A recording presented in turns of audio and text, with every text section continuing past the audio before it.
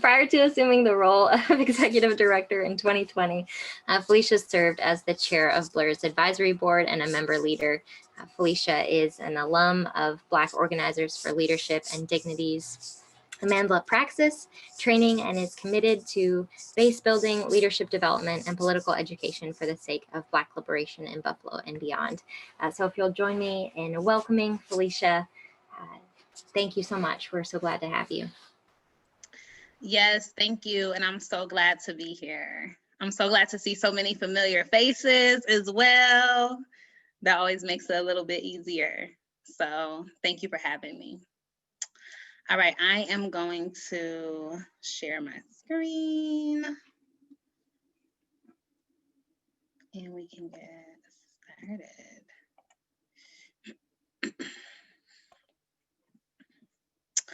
All right, so today I'm going to talk about redefining safety and reimagining security.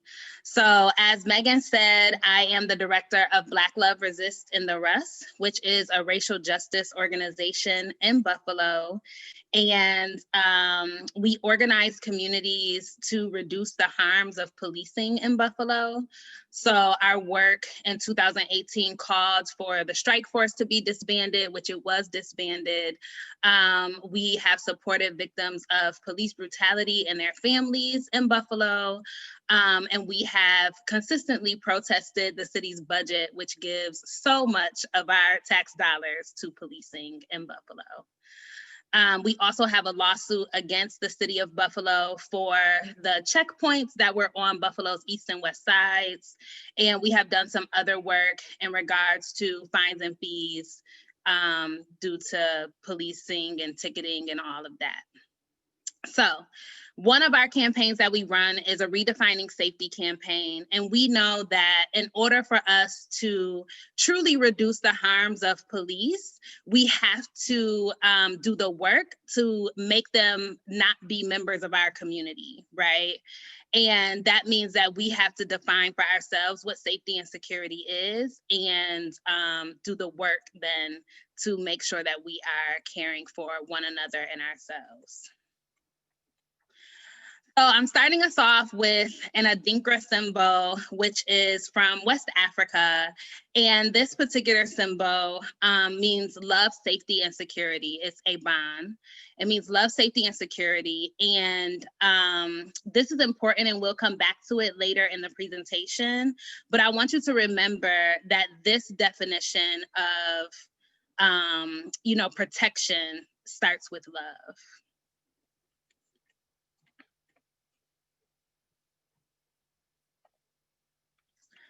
All right, so policing in America. If I can just get maybe two people to talk about what they hear or what they first think of when they think about policing in America. And you can take yourself off mute. Oppression of people of color. Mm-hmm. Thank you. Anyone else? Abuse of power. Mm-hmm. Yeah, so policing in America came out of slave patrols and Jim Crow, right?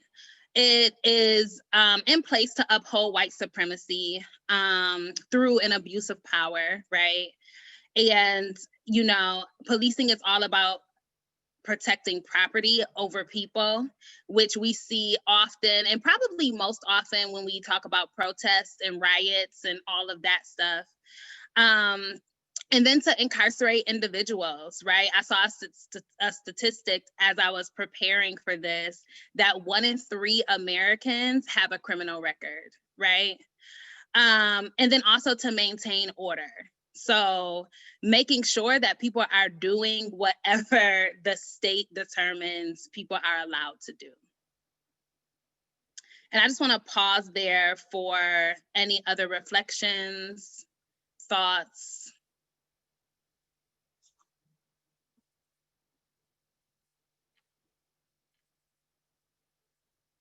All right. So now I have some numbers and I want people to try to guess what these numbers are. These are all statistics, so I will tell you that.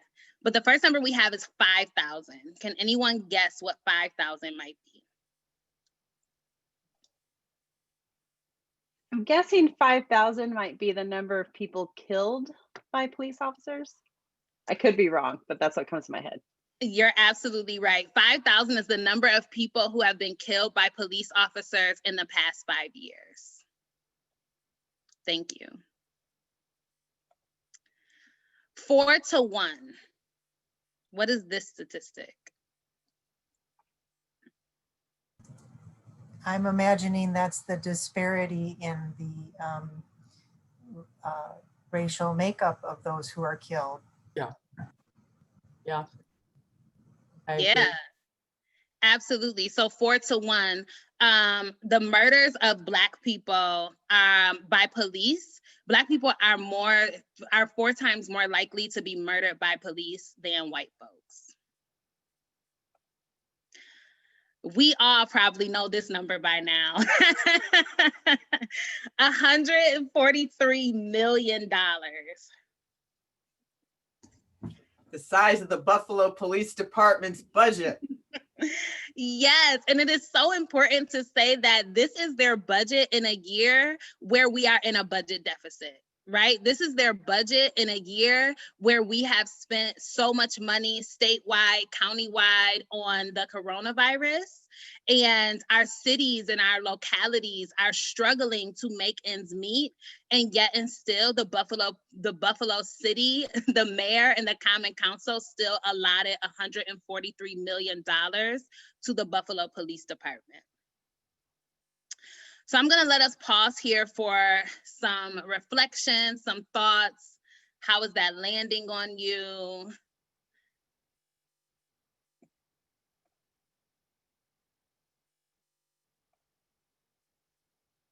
And anyone can jump in and say something. I think this is Anna. I feel like frustrated and a little bit bad because I haven't kept up with this as much because I got kind of overwhelmed because it's hard for me to understand why this keeps happening when it just seems so clear. I mean, I'm not naive to the world, but it's at its core, it's just frustrating and confusing. Yeah. Thank you. Yeah, and I noticed that the Investigative Post just had another article in the last few days about how the police budget under Mayor Brown has increased 54%, while other city services have decreased. And then they go on to have other really important information. Yeah, and it's very frustrating and yeah, period.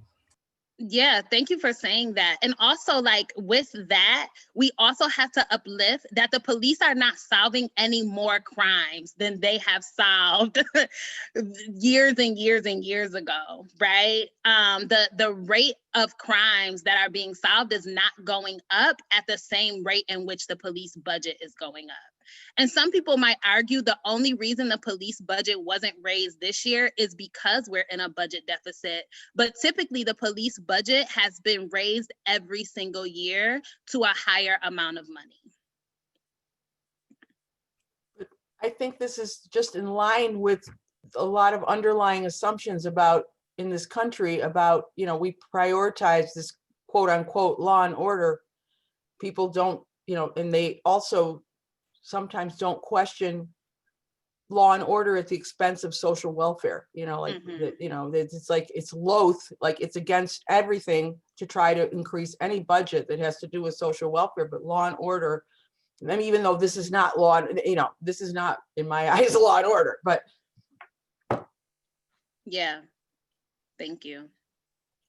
When I see this number, I just get sad as a social worker that kind of sees other populations that could use increase in budget. Like last year, I was a school social worker for my internship during my foundation year, and all of our kids had to go remote during the pandemic. And there were some students that are now going to have to repeat a grade because they didn't have Wi-Fi. And Mhm. so I see stuff like that, and then I see how much money the police are getting, and then I see what kind of a horrible job some police officers are doing with that money. Yeah, for sure. So these are very stark statistics, and now we're going to kind of look at who some of these victims are. And we know national folks, of course, like Breonna Taylor, George Floyd. But I also want to point out our local folks, right? Pito and Jose and Meech and Marcus Neal, whose anniversary of his death is actually on Saturday. These are all people who have been victimized by, well, these 4 people have been victimized by the Buffalo Police Department. And we know, again, that policing in Black and brown communities, I think someone said it earlier, right? Police do harm and trauma in Black and brown communities. And we have to be real about that, right? So police do not prevent crime. That's one thing we know for sure. You call them when a crime happens, they show up oftentimes after, if they show up at all, but they do not actually prevent crime. We know that police target Black communities and communities of color. We know that when called into Black and POC communities, police often inflict harm and trauma. We know that gentrification often results in increased police presence. And we know that the over-policing of Black bodies begins in early childhood and is sustained throughout schooling years. You know, I think of this last point specifically makes me think of my work as an early childhood educator. And I was doing my food justice unit with my students, and we came to UB. We actually were at the food lab, and they were doing their research. And one of the things they had to do was map their community. And I distinctly remember every single child having a police precinct in their community as they determined it, right? But not all of them having a grocery store, not all of them having a school, not all of them having a playground, right? And we have to be honest that that's a problem, and that these little children, 5-year-olds, see that at such a young age already. So we also know that this summer, Defund the Police was the rallying cry of all protests that were happening around George Floyd and all of that. And despite what Barack Obama might say, we did see Defund the Police win some things across this country, right? Most recently, LA just voted to defund their police just last month. So, you know, again, we know that in order for us to have the services that we actually need in our communities, it means that we're gonna have to cut some money from the police budget. And I also have a quote from Angela Davis on Defund the Police. If anyone would like to read it, that would be great. I'll read it. Yeah. I love her. I've met her several times, and she's one of the most inspiring persons I've ever met. So it's about shifting public funds to new services and new institutions, mental health counselors who can respond to people who are in crisis without arms. It's about shifting funding to education, to housing, to recreation. All of these things help to create security and safety. It's about learning that safety, safeguarded by violence, is not really safety. And I would say that abolition is not primarily a negative strategy. It's not primarily about dismantling, getting rid of, but it's about re-envisioning. It's about building anew. And I would argue that abolition is a feminist strategy. And one sees in these abolitionist demands that are emerging the pivotal influence of feminist theories and practices. Thank you. And we'll pause for a reflection or two about that quote.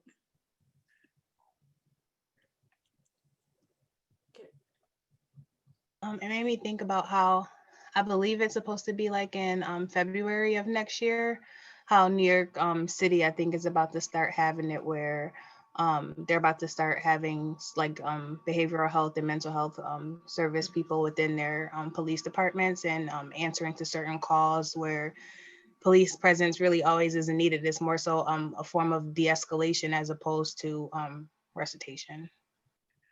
Yeah, thank you. I think what really struck me about this quote is towards the bottom of the top part where it says it's not about learning that safety safeguarded by violence is not really safety. Mhm. And that was a big perspective shift for me that kind of made me look at it again, because, and growing up, that's what you're taught. You're taught that the police are safe. Guns keep you safe.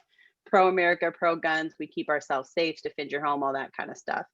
And then looking at that, that just kind of questions that whole premise that I've never really thought of before. So I really like it.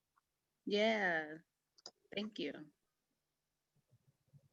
And I think that raises the question of which kids are taught what, right? Because Mhm. not all kids are taught the same things, and definitely not the same things about police. Yeah, for sure. And all of those are like very valid points, right? And I think, you know, it does come back down to race and class, right? This idea of who gets taught what, this idea of police keep us safe and guns keep us safe, you know? And I think, yeah, like I said, I think it comes down to our communities and where we are, and you know, why the police presence in one community is not necessarily the same reason for police presence in another community. And this says there is no abolition without the obsolescence of police, right? So in order for us to get to the place where the police are not inflicting harm and trauma on Black and Brown communities, we have to make them jobless, right? Like we have to do the work in our communities to make sure that we are creating cop-out zones. We are establishing our own community protocols. We are doing all of the things we possibly can do for ourselves so that we don't have to call them into our communities. So now we get to redefining safety and reimagining security. This idea that Angela Davis, Auntie Ange, taught us that we have to re-envision, right? So I bring us back to a ban, which is again an Adinkra symbol from West Africa. And the idea here is that safety and security is rooted in relationship and not punishment. There are other symbols in Ashanti culture, which is where the Adinkra symbols come from, that talk about protection and safety and all of that stuff. But this one is different in that it starts with love, right? It's rooted in relationship, and it quite literally translates to safety and security that is provided by your home, right? So we start off by asking, how do you define safety and what makes you feel safe, right? This is the root of our re-envisioning. This is the root of our reimagining. This is the root of our restructuring and all of that, right? How do you define safety and what makes you feel safe? And if anyone feels comfortable enough to hop off mute and tell us their answers to this question, that would be great.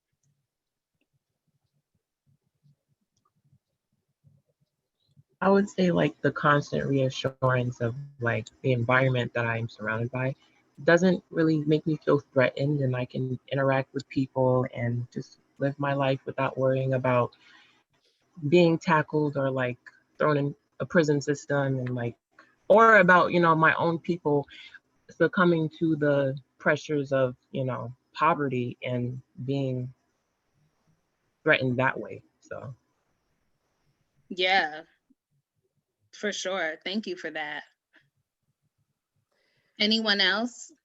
I feel safe when I feel connected to the people around me. And I mean, like within my community, my neighborhood. Yeah, that when I know them, and I don't have to know them well, but just know them, care about them, feel connected to them. Yeah. So safety and security starts at the level at which we're connected to someone, right? The level at which we feel like we're not going to be tackled and someone's not going to succumb to whatever pressure that they are feeling by oppressive systems and then do something harmful to me, right? And that comes out of trust. That comes out of building legitimate relationships with one another. I was going to add, Oh, yes. I was going to add that it's also, for me, it's about belonging Mm-hmm. and being seen and valued. Yeah. Yeah. Yeah, 100%. And that also comes out of relationship building, right? And in building authentic, trusting relationships with our people. So when I think of a cycle of redefining safety and what a safety zone might even look like, right? What work we're doing in our communities, this is what I think of. I think we start by building relationships, right? We start by getting to know our people, figuring out who lives on our street, who lives on our block. Because make no mistake, this is a block by block approach, right? Like it's not gonna happen citywide yet. It's not going to happen statewide yet. It's not going to happen countrywide, right? But this is a very block by block grassroots kind of thing. So we start by building these relationships and we figure out who are our people, who lives on this street, where do they work, what do they do for work, do they have children, do they have visitors who come over all the time, right? What is their support system like, right? So we figured all of that out in building relationships. And then we move to building community, right? So we have our community meetings, we maybe establish some community safety protocols, and we have these community meetings very consistently, right? Not only when something happens, not only when there's something that we need to discuss as a community, not only for a restorative circle, but we're just having these community meetings all the time. And we're also celebrating together. Right? We're celebrating together, we're crying together, we're doing all the things together because we built these relationships already. And then we implement our community safety protocols that we have built out in this building community process. So we've asked our people, what keeps you safe? What makes you feel safe? Okay, so being seen makes you feel safe. How can I make you feel seen? Right? All of those things, and then we implement that. And then at this implementation stage, we must ask ourselves, what's the infrastructure that we need here? Do we need people trained in restorative practices? Do we need mental health practitioners on our block? Do we need to have a community phone line that somebody can call 24 hours a day and somebody will show up, right? Like, what are the things that we need here? Do we need speed bumps? Because people are speeding down our street all the time and that's not safe either. Do we need stop signs? What do we need here that will make people feel safe and allow us to implement our community safety protocols? And then, yeah, it's gonna happen. Somebody's gonna be harmed, right? And when that happens, how do we address harm? And again, how do we address harm in a way that's rooted in love, right? Because we do love security and safety.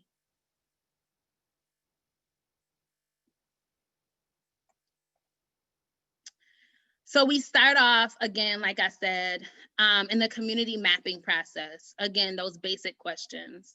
Who are our neighbors? What skills and services are already present in our community? And then we also have to ask the question, why do people call the police? Right? People call police for various reasons. The number one reason is out of fear, right?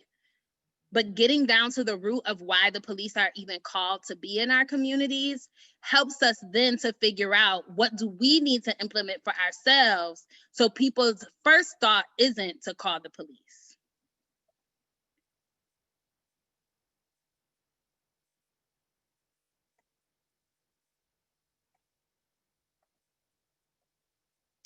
And we establish our community agreements. And in this process, we're moving from our community definitions of safety and security and the uplifting of intercommunal issues, right? To a list of agreements that all members of the community agree to, and then the implementation of our community safety protocols.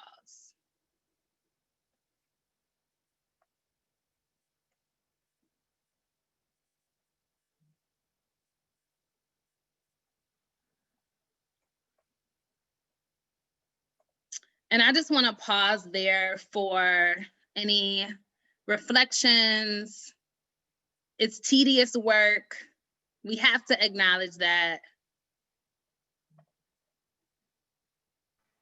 I would say it's tedious, but at the same time, I was actually just talking about this with my grandma, because I grew up on the east side too, like around Bailey and Genesee.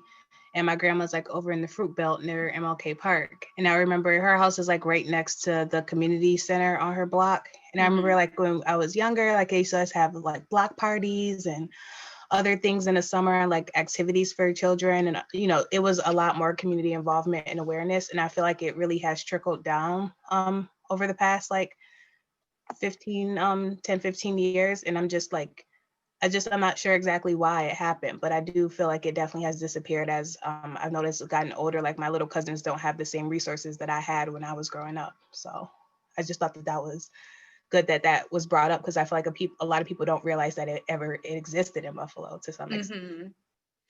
Yeah, and thank you for saying that. You know, I had an article in Buffalo Magazine, and I talked about that very thing, because my community was very much similar to that, right? To a community in which we did everything together. You know, any child had a birthday party, all the kids from the street were at the same. I mean, you just recycle the children from birthday party to birthday party. Whatever celebrations happened, they happened for the whole block, you know, just everything like that. And I think what it comes down to is transient housing, right? And that's a real thing that we have to contend with when we talk about building up our communities in this way, right? Gentrification is a thing, you know, speaking specifically about the Fruit Belt. Gentrification is a thing. People who have been living in the Fruit Belt for generations, if someone purchases their house and they can no longer afford the rent, then that means they have to move to a new community, right? And that happens so often in Black and POC communities that we have to think that through. Again, when we go back to our community building process, we have to be thinking about transient housing, knowing that the people we start this process with may not be the people we end this process with. And what again, like what things are we putting into place so that any person who enters our community feels safe and secure?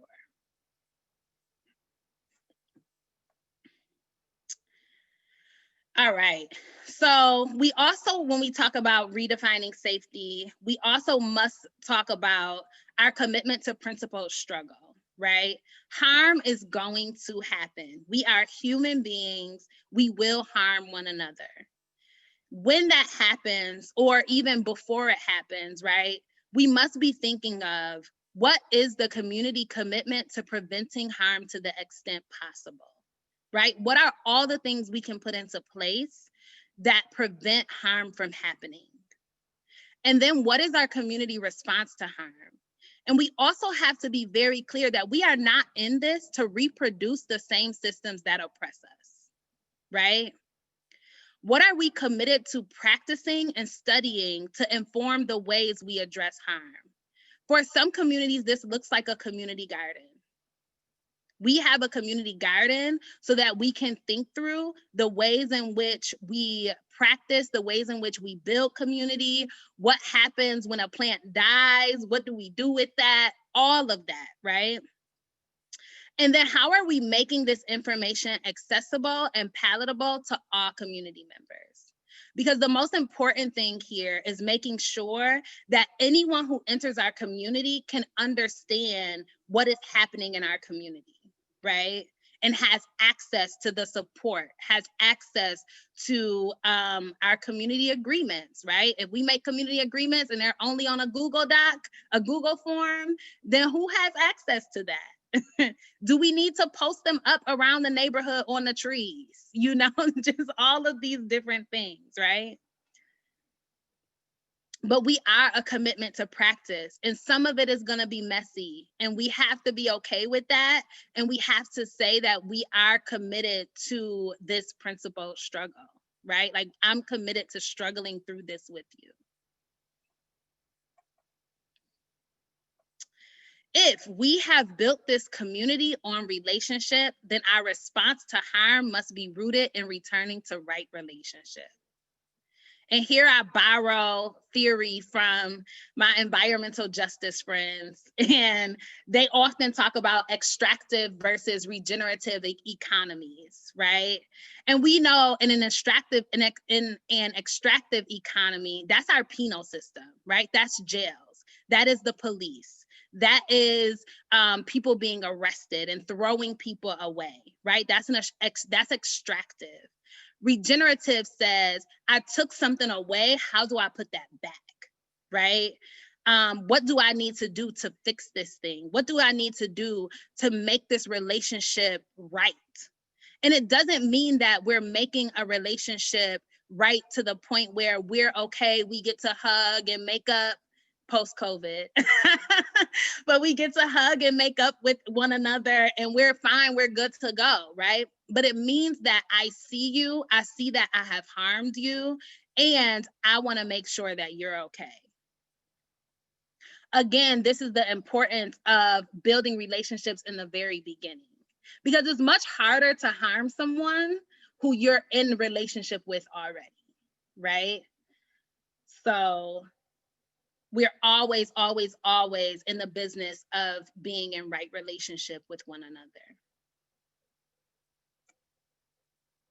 Any thoughts that came up here?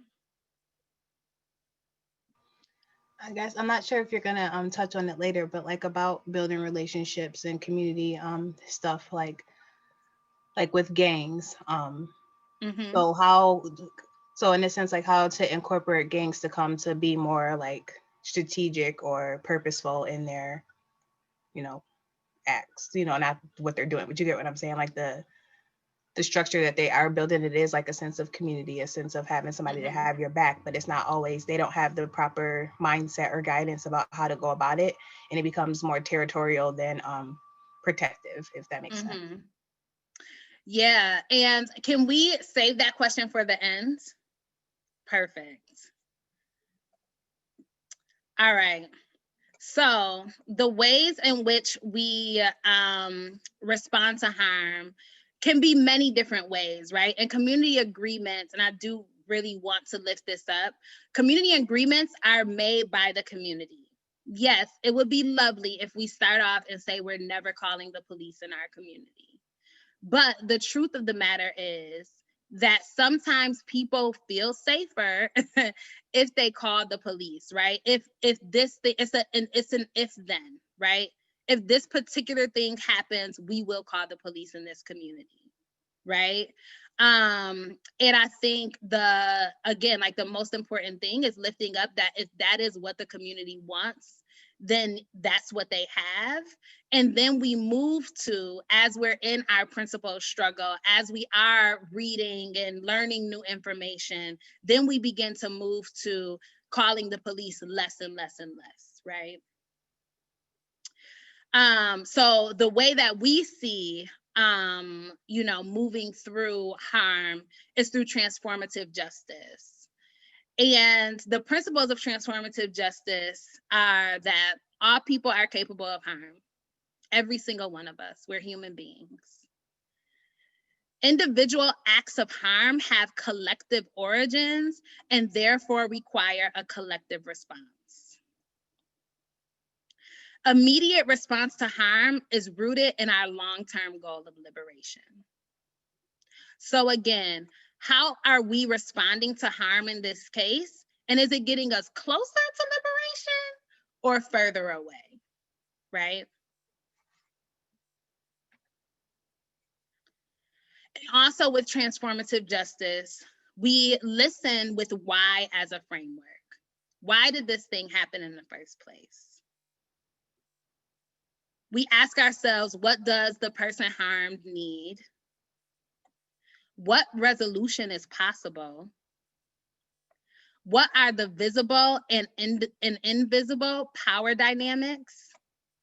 And what will end the cycle of harm here? My thought is that when we do all of that, police don't come into play here. What does the person harmed need? Police? No. What resolution is possible? Police? No, right? What will end the cycle of harm here? Someone going to jail? Probably not, right? Because if they haven't done any work, right, then they get out of jail and continue to do the same thing that they were doing, right? So this is how we get to safety and security beyond policing, right? It is in these kinds of thoughts, and it is in doing the block by block work to establish communities that are strong and that can determine for themselves what safety and security actually is. So that ends my presentation. Thank you all so much. And yeah, thank you. Yeah, thank you so much, Felicia. We're gonna have Josie kind of lead our question section of the presentation. So Josie, feel free to unmute yourself and you can get us started. Yeah, absolutely. Thanks. And yeah, I'd like just another round of appreciation for Felicia and that presentation. I always encourage my students on Zoom to use little reactions at the bottom. Those are my personal favorite. Yes, on Zoom. So like, you know, brings a little bit of pizzazz to all of our faces.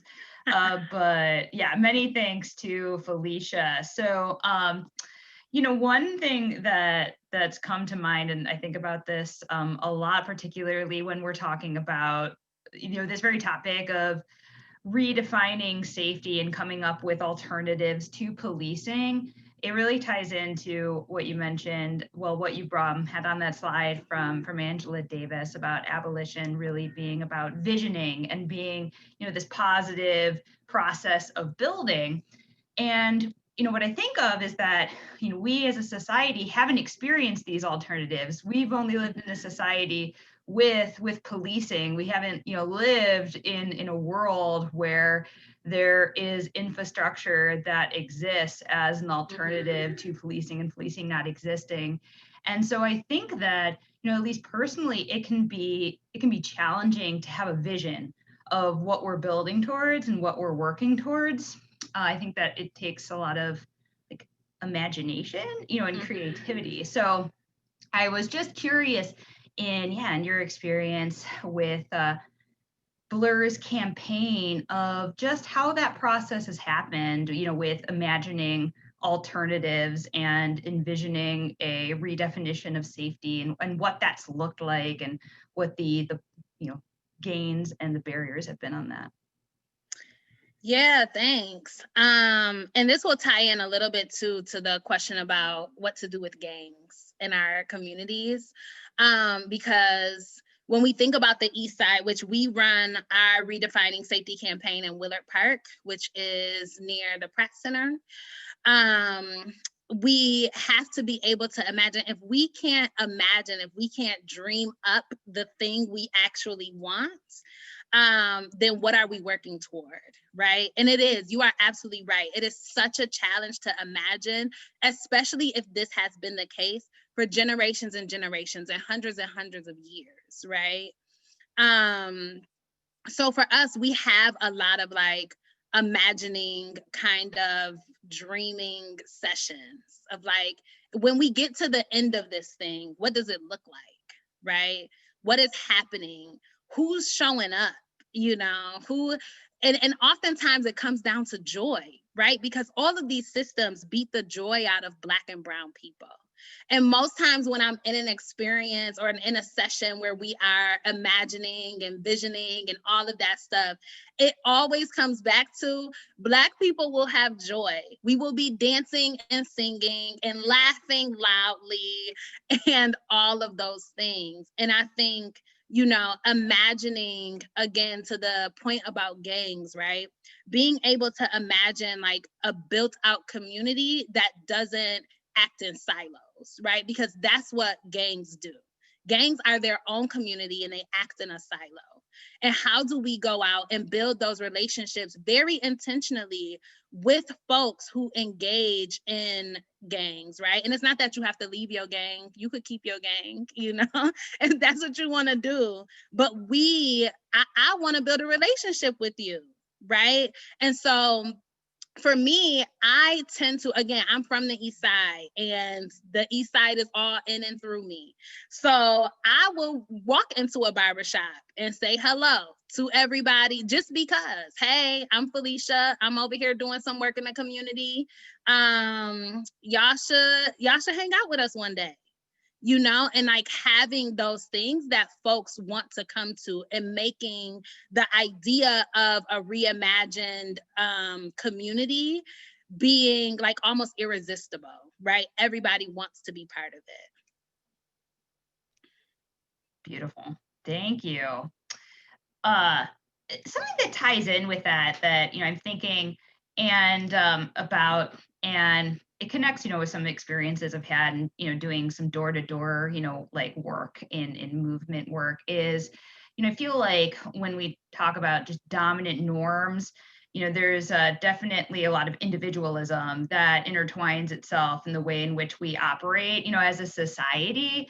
And, you know, so I am curious, you know, as to how sometimes these dominant, you know, cultural norms, like having skepticism about, you know, somebody coming into the neighborhood, you know, and being like, oh, let's, you know, talk about some alternatives to calling, you know, the police, and how this kind of tendency to be a little bit more individualistic or a little uncertain, you know, about folks coming up to your door, how that can be a barrier to building community infrastructure and reimagining safety.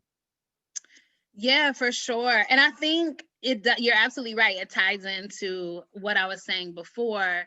It's almost like so again, like we always want to think about access, right? What are people's access points to this thing that is so very important? So for some people, maybe it is, I'm coming up to your door and we're having a conversation. For some folks, maybe it's an email. For some people, it might be a text message, right? And for some people, there might need to be an event going on that they get to just show up to. And I think that's kind of what we saw in Willard Park. We canvassed several times and, you know, all of that. And I also want to say, in building our relationships, we have to determine who the leaders in the community already are. Every community already has leaders. Whether they determine themselves to be the leader or not, that person already exists. So for example, we're in Willard Park, we're knocking on doors, you know, canvassing, and we get to one door, no one's coming outside, right? So the guy next door who's like just chilling on his porch, he's like, oh yeah, they home.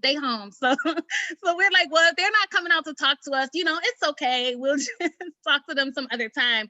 And he whistled and they came downstairs.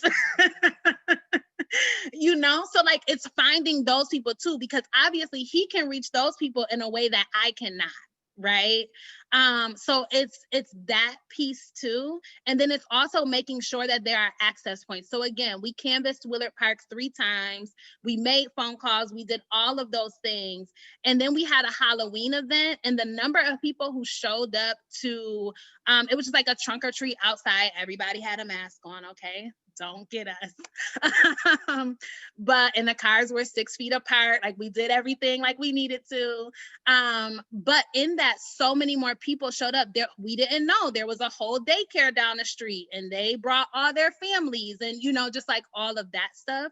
So it's creating access points and being very intentional about what those access points are. Excellent. I love that whistling. That's outstanding. My God.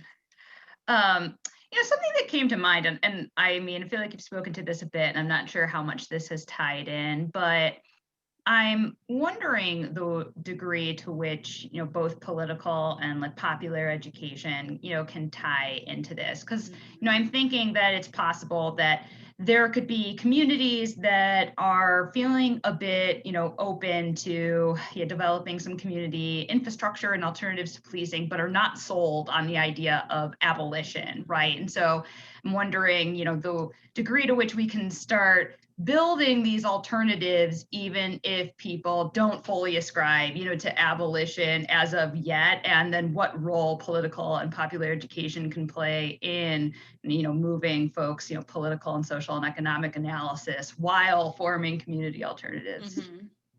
Yeah, and this goes back to kind of what I was saying around when we establish community agreements, we must make sure those are the agreements of that particular community, right? And we meet people exactly where they are. And then it's our job as the organizers or as the leaders to then help to transform their thought process, right? And you're absolutely right. It's through popular education. It's through what we're reading, what we're listening to, what kind of meetings like this are we having in the community, right? And then also making sure that the language that we have is inviting and not polarizing, right? So it's kind of thinking, you know, I've had a lot of people talk to me about defund the police, and they're like, well, you know, defunding the police is not what we should be saying and all of that stuff. And, you know, a comrade of mine and I had a conversation, and we're like, well, defund works because we all know what a refund is, right? Like, if I went and purchased something and it didn't do for me what I thought it was gonna do, I want a refund. Like, I want my money back, right?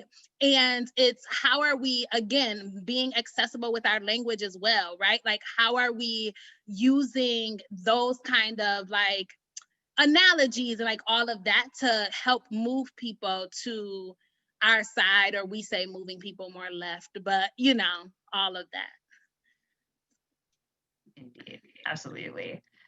Something you said earlier that I mean, it made me smile. You were saying that this is a block by block, you know, this is block by block work. It is slow. It's a grind. So it hasn't yet happened at the city scale yet. It hasn't happened on the state scale yet. But I'm just wondering, asking you of your vision, what might it look like? You know, what would be required to scale this up? You know, to keep scaling it up on a citywide level, on the statewide level and beyond, you know, like what would that require of us and what might that look like?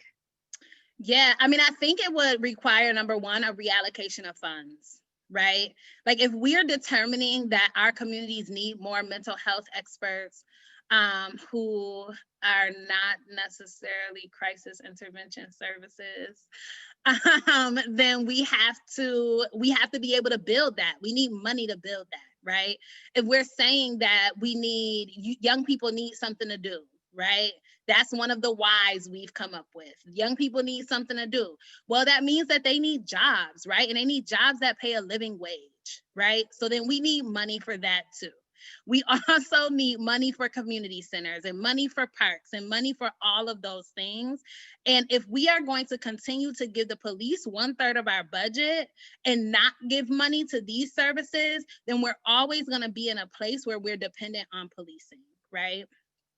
And then also, I think it takes, again, like a larger vision of what this looks like on a larger scale. I think it takes, you know, being able to make agreements, like wide agreements, but that don't turn into laws that then police are policing people over, right?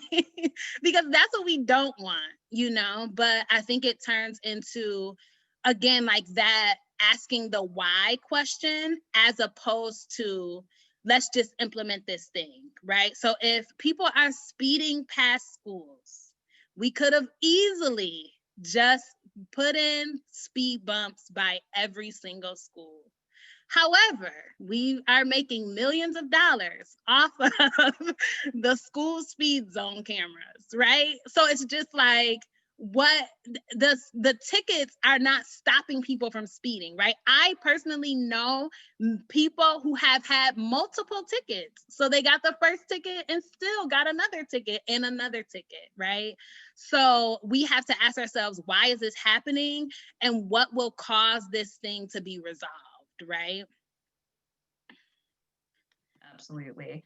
And what you were just mentioning too there made me think of, hopefully folks have heard of the Breathe Act, you know, the movement for Black Lives, you know, has put together this incredible, you know, piece of like modern day civil rights legislation that, I mean, the entire premise, is in divesting from incarceration, from policing the prison industrial complex and really investing that into, like non-carceral and punitive approaches to community safety. So it makes me think that, that is just a really concrete, piece of legislation that exists that could play a role in really scaling up this kind of effort. Yeah, and I will say that I am part of, Blur is part of a statewide coalition that is currently working on a New York State Breathe Act. So look out for that. And also there will be a State of Black New York report that will be released in January. So look out for that as well. That report will determine what we put into our Breathe Act. It's beautiful. Excellent. So, this is, come up already, here and there. And so, this is the UB School of Social Work. And so, something that has come to mind too is really thinking about the way in which social workers were embedded in communities. We work in different community organizations. And, I think that this work really speaks to some of the core of our profession and where we are embedded in the community. So I'm just wondering what role social workers can play in really cultivating this establishment of alternatives of safety and creating community infrastructure, and really where we can use our positionality in communities to be able to nurture that. Yeah, for sure. I think first social workers have to realize that like in communities, some people are not friendly with social workers, right? When people hear the term social worker, they're like, that's the person coming to get my kids and take my kids away, right? I think that's the first thing most people think of.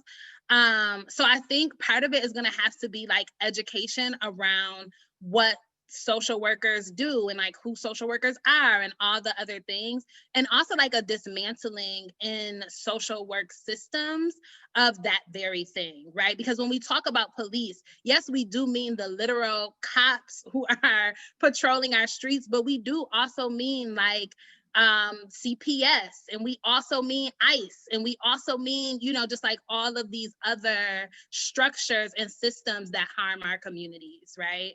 So I think that's the first thing that has to happen. And I think once we get there, then, social workers can obviously be the folks who are, on call, maybe for the 24-hour, maybe social workers are the 4 or 5 people taking shifts in a community. Maybe social workers are providing mental health services in communities, because we know the disparity at which people who are having mental health crises are put into jail and arrested and shot and killed by police officers, right? I think social workers can also help like bolster and uplift community and be almost like the folks who are in the community that are helping to organize people, but are not necessarily front and center.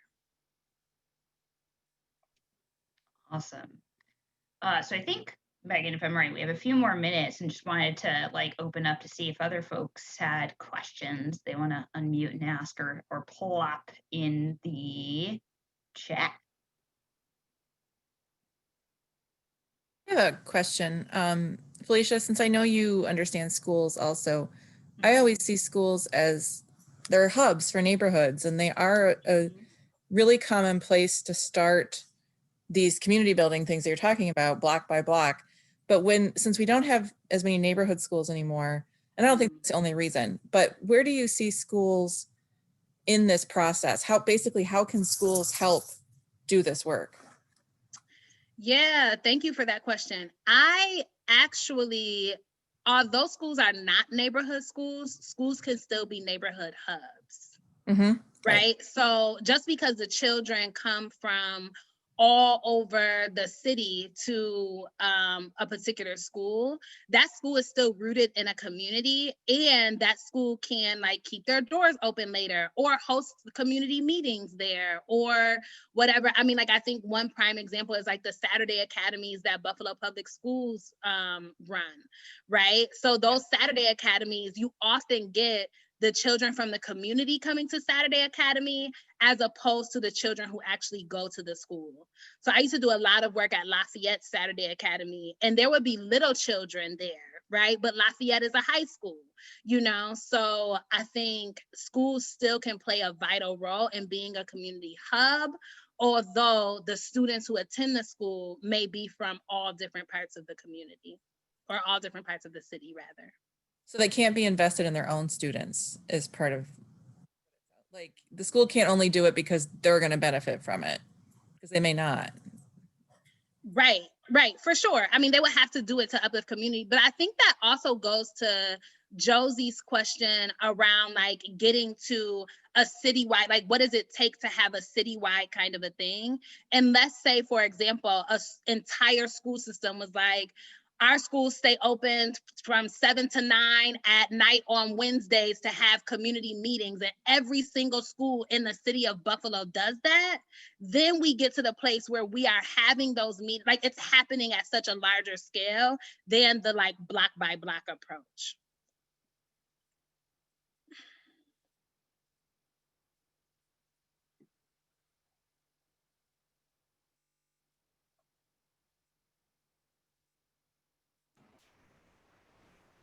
Thank you, guys. Looks like we have about 1 minute left if anyone has a final question. Otherwise, we can thank Felicia again and Josie for joining us today for this great conversation and a lot of things to think about.